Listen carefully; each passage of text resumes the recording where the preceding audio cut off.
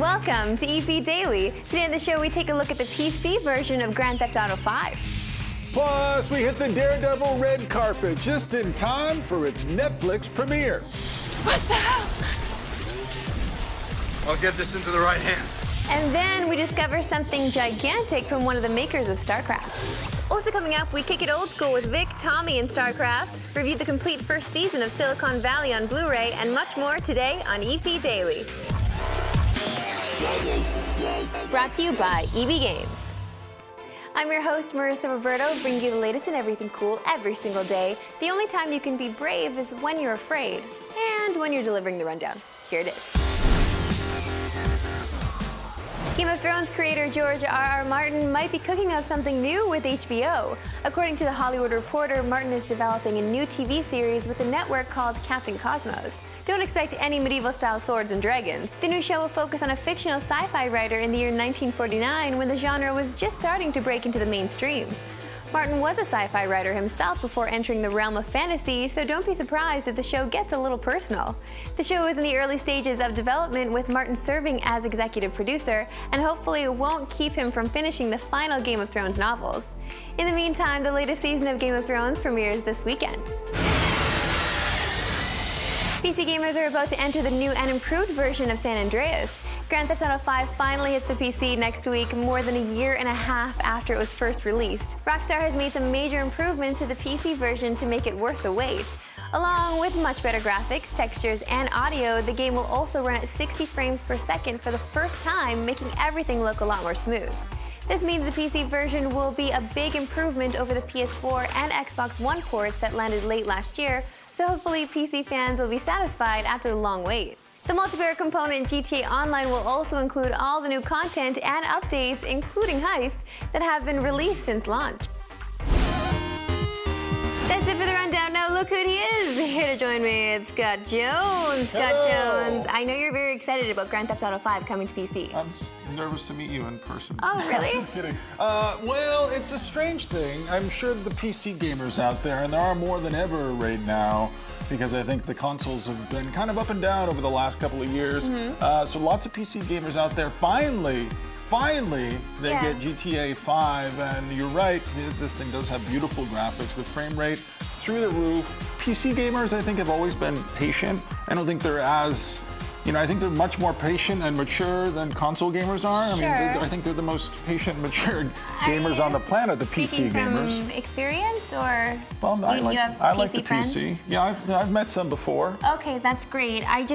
For me, I feel like it's not fair. I feel like we should all get this game at once, especially if you're just a PC gamer. I don't think it's fair that you see your buddies with consoles getting this game first.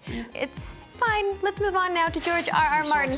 I am a little annoyed with it, sure, but let's move on now to George R.R. Martin, because a new show with HBO, I feel like this guy already has a lot on his plate. I don't know how he's gonna have time for this. Yeah, I'm a little worried about George too, because one, I don't know about his health, but he doesn't look like he's the fittest guy on the planet, and he's not young anymore, and now he's committing himself to a new show. I mean, I think this has been an enormous labor for him to get Game of Thrones, established as a TV show, and he's done an excellent job, and I love the worlds that he created in his mind. Oh, so great. And he's such a strange dude, and he's become almost like a little demigod or something for all of it. We all look up to him. We're excited for him. Sure, we'll watch a new show, but hopefully somebody's helping him out with this, because I really wish that he would just kind of focus on the Game of Thrones stuff a little bit more and just stay focused on it.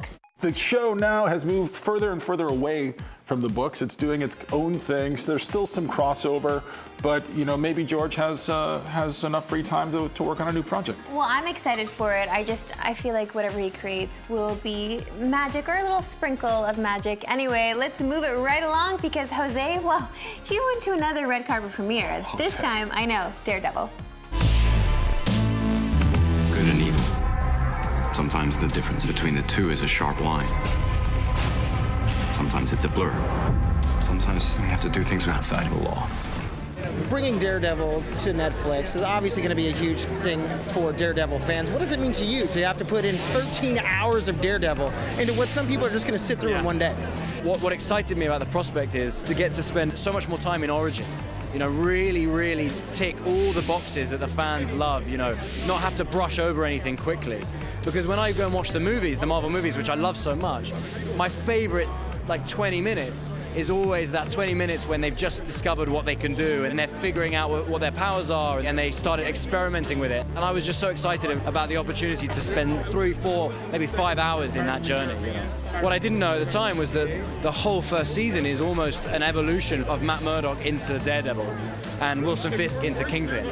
And so we got even more time than I imagined, so that was great. I'm not seeking forgiveness for what I've done, Father. I'm asking forgiveness for what I'm about to do. Jeff Loeb came to us from Marvel, and he had this, what seemed to be crazy idea, because it's something was so huge and so ambitious. This required not just going to one season of programming without a pilot. This is 5 seasons of programming, the creation of a universe without confirmation that it's got legs, which television never does, and usually movies don't even do that. So this is the beginning of something very, very big. Your outfit kind of sucks, by the way. It's a work in progress. Our format gives the opportunity to be really true to the comic, not subject to some of this censorship of network television or the need to get really young to attract bigger audiences through ticket sales. So it's an adult show for sure, but it also plays really well to young adults, action-packed and gritty, but really grounded on Earth, you know, which is different than the rest of the Marvel Universe. I find a guy in a dumpster who turns out to be some kind of blind vigilante who can do all this really weird This was Jeff Loeb's brainchild, the head of Marvel Television. And he had this dream of basically doing on television what they did in the features, culminating in the Avengers. He thought, wouldn't it be great if we took these street-level heroes, and that's characters like Matt Murdock, Jessica Jones, and Luke Cage, Danny Rand of Iron Fist, and gave them each their own show, and then culminated in the Defenders. You know, with the Netflix model, being able to sit down and watch all 13 at once is great. Instead of approaching this like a TV series episodically, we really looked at it, okay, how is this one 13-hour movie? Here's the beginning, the middle, the end. That's really how we approached it, and hopefully that's what will come across when people watch it. How long have you been practicing law? Time is it? It's 12:22 a.m. About 7 hours.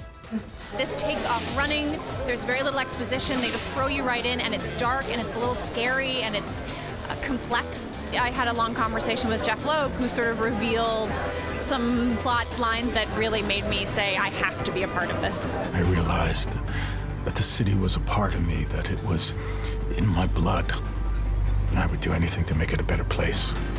So what is it like having to be the right-hand man to somebody like Wilson Fisk within the world of Hell's Kitchen and Daredevil? It's kind of a huge responsibility, but it's also a great thrill because he acts as a diplomat between all of the people that he's utilizing to grow his business, which might be the Yakuza, the Russians, the Chinese gangs. So there's a lot of back and forth.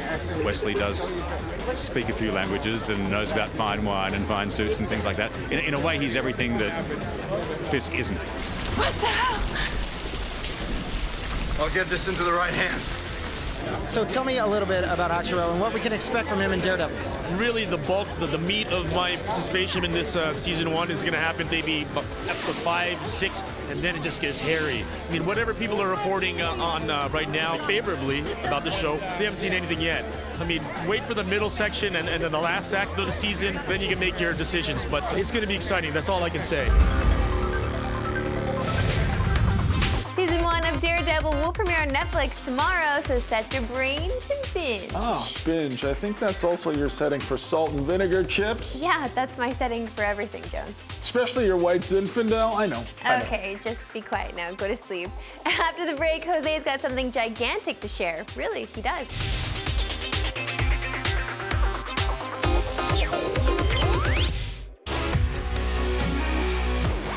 Welcome back to EP Daily. Jose is a big guy. He's about this tall, not quite as tall as me, but still pretty big.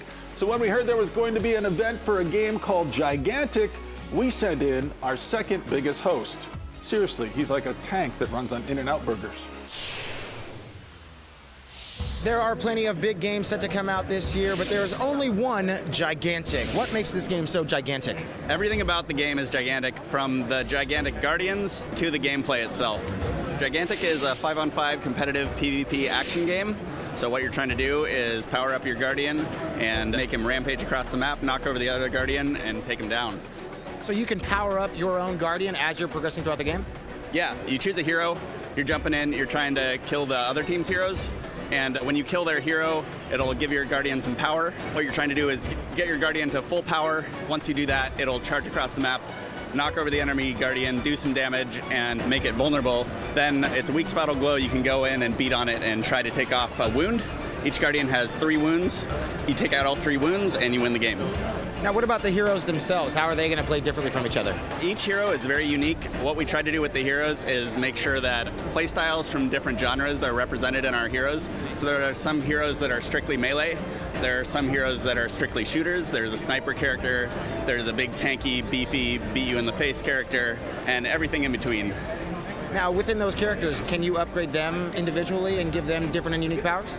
Each character has 5 unique skills. There's no skill sharing between any of the heroes. Each skill has branching upgrade systems that really gives some adaptability to the gameplay, so you can adapt to what the enemy team is doing. And it makes it so that even if you have a favorite character, you can play different styles and have him play differently each time you play it as well? You know, because it's a branching system, you can never get all the upgrades. So each time you play a hero, even if you're playing the same hero over and over, it'll change the way you play it each time. Now, what about the maps themselves? I mean, if we have Guardians just totally rampaging over these levels, is that going to change the way the levels are formed or the ways of paths that I can go across?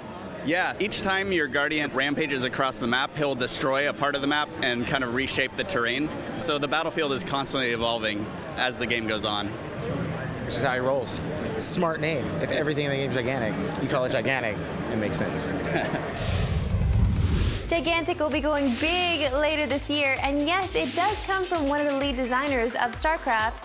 Speaking of Starcraft, here's Vic and his old pal Steven Tyler with a review of the original game.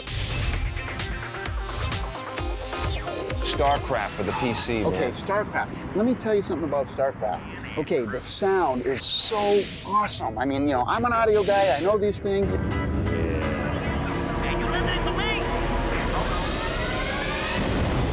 voices and everything are freaking cool. Yeah. The graphics, I was expecting the next Warcraft to be like, you know, a big after Total improvement. Annihilation, right? After Total Annihilation. I thought it was going to be more everything was 3D gonna be and everything, 3D but it wasn't. It was a world. lot. It was just more of the same, but the graphics are a lot better than Warcraft. Much, much better. You have these cool little characters. I love the alien races and the diversity within the languages cool. and stuff. You get 3 different races. And there's a really cool storyline behind the mission mode. Was it a little disappointing? No. Did you think it was going to be a lot more though? See, I wasn't a huge Warcraft player, so for me, this was my first experience with this thing and really immersing myself in the Blizzard real-time strategy world. I loved it, man. I thought it was awesome. It's one of the coolest PC games I've played. Yeah, me too. I thought there was going to be a lot more 3D stuff, but you know, oh well, maybe next time. Yeah. You know, I love StarCraft. I give it a 9.3. I give it a 9 out of 10. It's a killer game. Check it out. I'm sure a lot of people. Multiplayer. Yeah, multiplayer. Get on Battle.net. Get on Heat. Okay. It's out there, man. It's a great game. Now, I'm not sure if you know this, but I replaced Tommy Tellerico on this show. That's right, I did. In fact, as soon as Vic met me, he said, "Tommy, pack your garbage and get out." And so Tommy got out. Anyway, up next, Vic has a buried treasure that features a man wearing genie pants and who can run on walls. Is this for real?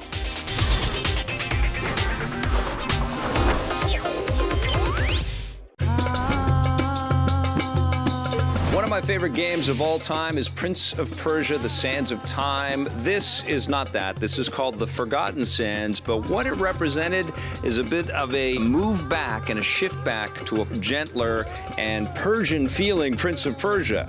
I trust you. There was that crazy tangent Prince of Persia game where they got Nolan North to voice the character. That felt weird.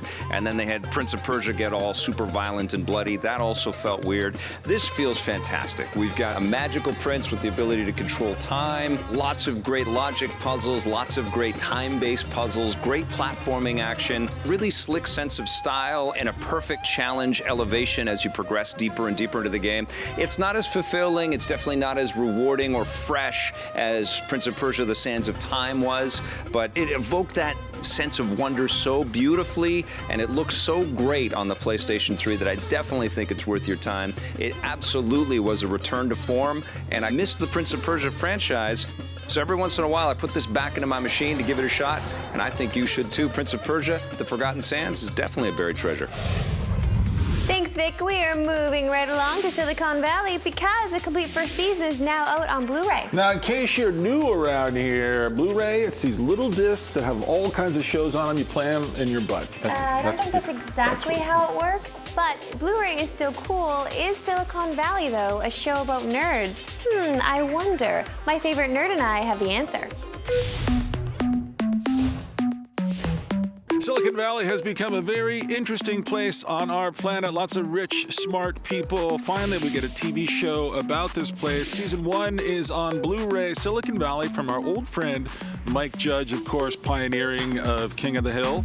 And of course, he did Beavis and Butthead. And now he's made a new show about these guys who really are kind of our guys. If you want to live here, you've got to deliver. Like Steve. Jobs or Wozniak? Steve Jobs or Steve... No, I heard you. Which one? Jobs.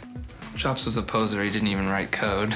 They are our guys, even though they're much smarter than we are. They're developing software, and that's something that I cannot do. But I just love everything else that surrounds it because they're so smart and they're so successful. But around that, their lives are just a complete mess because they don't know how to live them. They only know how to do what they do when they're sitting in front of a computer screen, and that's how they become so successful. But what makes this show so great is how they've bonded throughout the series and how they've really come into their own. I absolutely love TJ Miller. I love seeing him in this role. I watch this thing, while stroking my invisible goatee as I look at everything on this show. And, it was hard for me to get into it. I didn't know that much about it. I didn't really want to see it. I'm very curious about Silicon Valley. Of course, I'm very curious about the money that's being made there, and I'm curious about how smart these guys all think they are or actually are. And so I felt like the show wasn't weird enough or smart enough. It was a little too cliche. These programmers, there's always a tall, skinny white guy, short, skinny Asian guy, fat guy with a ponytail, some guy with crazy facial hair, and then an East Indian guy. I thought this is too familiar. It's too reliable on all these things that we're familiar with already. I wanted it to go somewhere I didn't anticipate, that I didn't expect. And it does eventually. It just takes a little while for it to kind of go to places you don't expect it to go. Sure. Well, this is the first season, so I think it's still finding its footing. It's one of those shows, though, that I can have on in the background and still live my life and do things around the house and still be able to pay attention. I don't think this is the best show. It's not quite as good as I was hoping it would be. Maybe I expect too much from shows the way I expect too much from people and from life and from this show, frankly. But I had more. I'm so happy that you're admitting this now. I am finally. But I had fun watching this show, and it's a short show. It digests very easily. It's only 30 minutes, each of these things. Very bright, very colorful. There's energy in there, and it's hard not to get hooked into that energy. So I've been enjoying it. I don't know if I can recommend purchasing it on Blu-ray, though. Blu-ray is weird because you're right. You said this when we talked about Game of Thrones Season 4. It's just, you got to get up and change the disc. There's only 2 discs, 5 episodes. But changing that disc even once feels so painful. Like, why doesn't it just do what I want it to do? It's true. It's not like we're watching this crazy world or fantasy world play out on many different discs. I feel like it should all just be on one disc with the special features. And the special features aren't, special enough. They're not the greatest. The little behind the scenes vignette. It's okay. It's not the greatest. I do enjoy the show, though. And if you have HBO, obviously you've already been watching this thing. So if you need to purchase it on Blu-ray, I don't know. I don't know if I can recommend the actual pay for, get disc, put in. I definitely cannot. What are you going to score a Silicon Valley on Blu-ray? Gets a 7. Gets a 7 for me as well. I've slowly been putting together my own algorithm that will change the world. So why haven't you shared this life-changing, money-making thing with us yet? Well, I'm busy with HBO and Netflix and baking stuff. We'll be right back and baseball after this. just started. Okay, and that's enough. If you want more EP, go to our website, epn.tv, for bonus content and full episodes. We're also on Facebook and Twitter.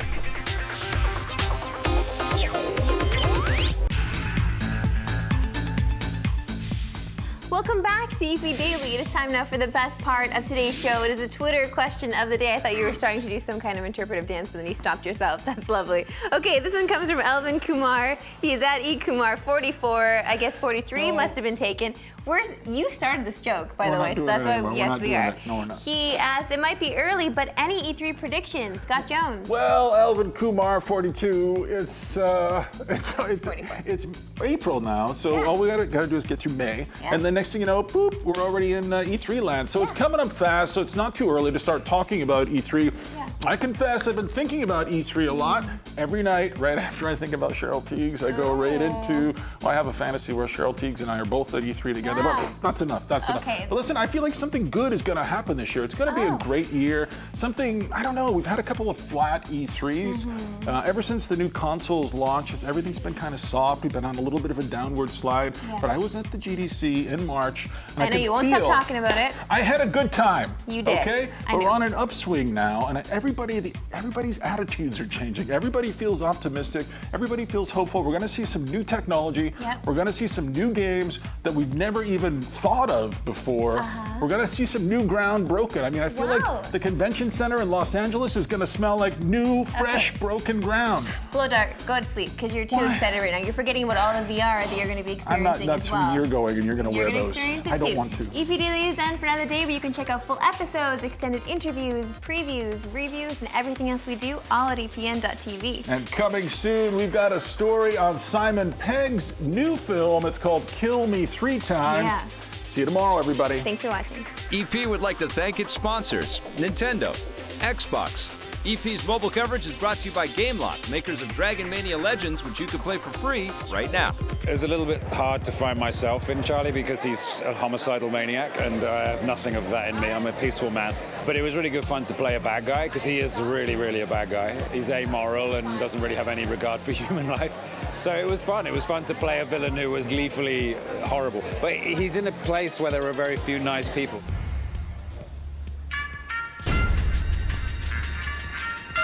Yeah.